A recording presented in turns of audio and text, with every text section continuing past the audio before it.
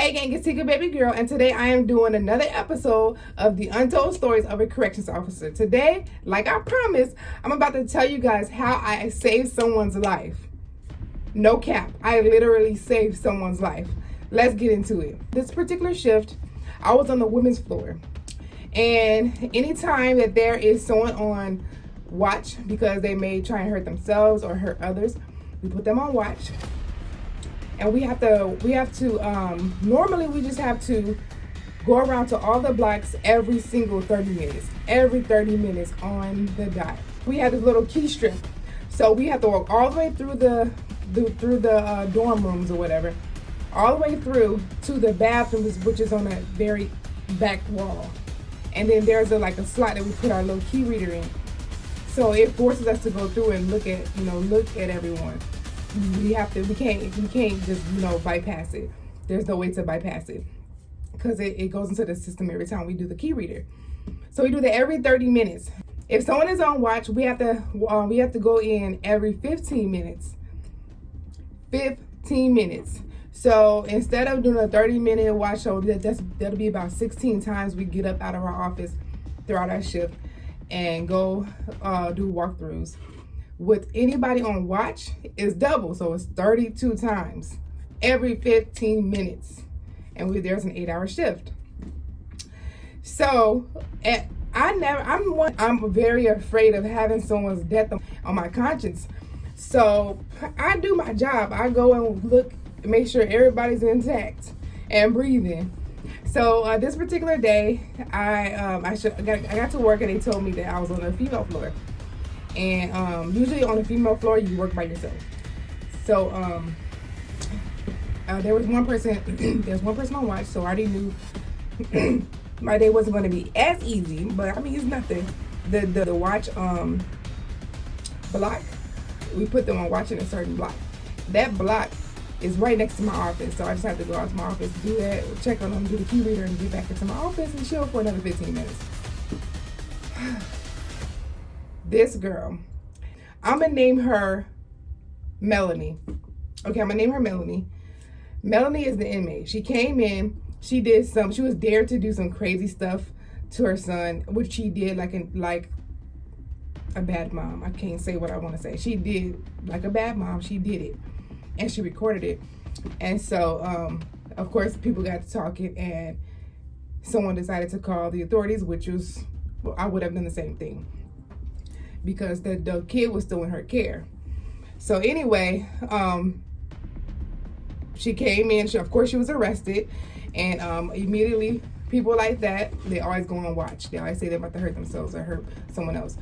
So that was a no-brainer. We knew that was going to happen. So anyway, she went on watch, and by the time I got there for my shift, I knew what was up. And I was just appalled. I didn't have a child at the time, but I had nieces and nephews, so I was just appalled. And I was very much disgusted too. So anyway, we did the check. I went in and did my check every 15 minutes. She wouldn't say nothing to me. She didn't let me know if she needed something. She did not verbalize anything to me the entire shift. I don't remember her ever speaking to me. So every 15 minutes I went in, like I said, and she was just laying there, same position every single time. But she was looking at me, so I knew she was okay. Or, she would move a little bit. I knew she was okay. So I want to say, toward the end of my shift, I went in there. She was covered up with a little turtle suit. Like I told y'all before in the other episode, we put them on a turtle suit. And they have a mat, that's it. She was just laying there. And I'm like, okay. So, but this particular time I went in there, her thing was flipped. Her turtle suit was like a little flap. It was flipped up, like a little robe kind of. It was flipped up, open, to where, y'all know, we had to take all of their garments when we put them on watch.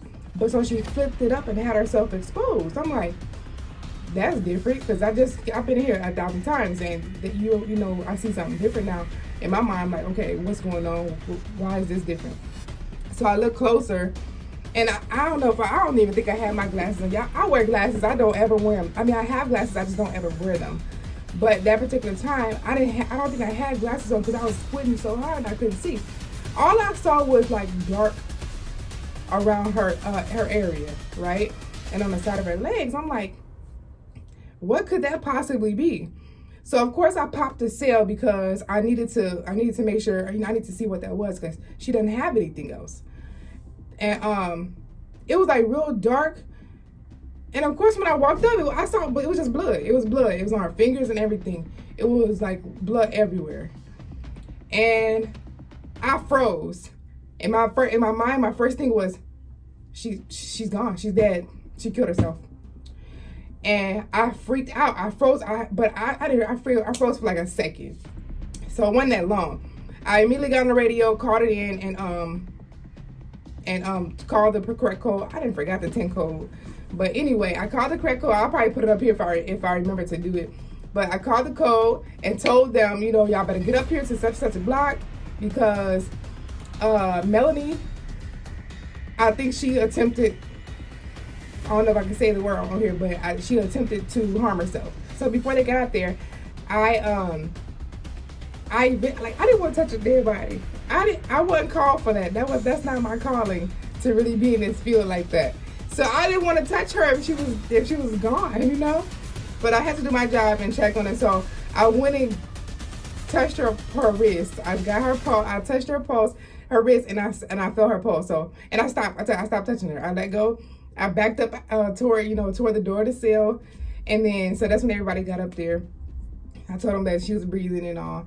And so anyway, it was so much going on at once. I was like, my heart was racing. I was kind of scared. Like, oh my gosh, did she die? Did I forget to do a check? I know I'm usually on top of my checks. Did I happen to forget it? Did my alarm never, did it not go off? And I got busy doing something else. Like, did I do my checks? Did I do my watches? So anyway, so they called. Well, this is the kicker right here. After they grabbed her up out of that cell and they put on a stretcher and all that, took her the EMTs they took her down and took her to the hospital. I'm thinking like, who gonna clean up this cell? There's blood everywhere. Of course, it was my job. Thank God I ain't in that field no more. Praise God. But I look on the wall, y'all. Guess what? This girl didn't wrote in blood the word sorry, like something you see on TV or something. Like, come on now, what? And I got cleaned all up. And I gotta get to it quick because it's gonna dry up and be harder for me. I'm gonna have to scrub it and be in there longer. Like, that cell got smaller and smaller the longer I was in there. See, I can't go to jail. Never been, don't want to ever go. I stay on the other side of the bars. Anyway, had to clean up all that mess. I felt like I was in a horror movie. And then the sad part about it is they said that as soon as they got close to the hospital, she started squirting blood. So what happened was she was digging in her artery that's in her like in her pelvic area, the right above the thigh. Like, she was digging and digging, I guess, with her nail until she got deep enough. Like, oh, y'all, just thinking about it, oh my gosh, that you gotta be on some stuff to put yourself through that much pain. So anyway, they said if I missed one of my checks at all, she could have died. Like, they said even just one. That very last one, if I could have missed it or even been a few minutes late, like, she could have passed. But the fact that I did it how I did it and I caught them right away, they were able to get her to the hospital. Even while, in the midst of her, things getting worse for her, as she got closer to the hospital, like, they were still able to save her. Like, she didn't lose so much blood, That scared the crap out of me. Don't you know, from that day on, I did my job to the T. I ain't playing. I ain't taking no lawsuits. Ain't nobody's dead about to be on my hands. None at all. So that was the time I saved somebody's life. Y'all, she's still in there. She probably still in there to this day. She probably in prison now. I ain't been in that field for 2021. Oh, is it 21? No, I'm 21. 2014. 2014 is when I got out of that field. So that was 8 years ago. She probably still in prison. She stayed in jail for a while. That may happen in 2013, and then I left in 2014. But she was there for a long time, even after that, and she was, you know, she slowly but surely came to the realization that she gonna be in there for a minute. She gonna either, you know, she'll go over to prison, and she, I guess, made up in her mind that, you know, let's act normal. Let's not try to hurt ourselves, because this is reality. This is what's going to happen. I can't do nothing about it. So she started to act normal, and I was able to get to know her and stuff like that. And you know, it was just, I was very much disgusted. Just even talking to her on a daily basis, I was disgusted.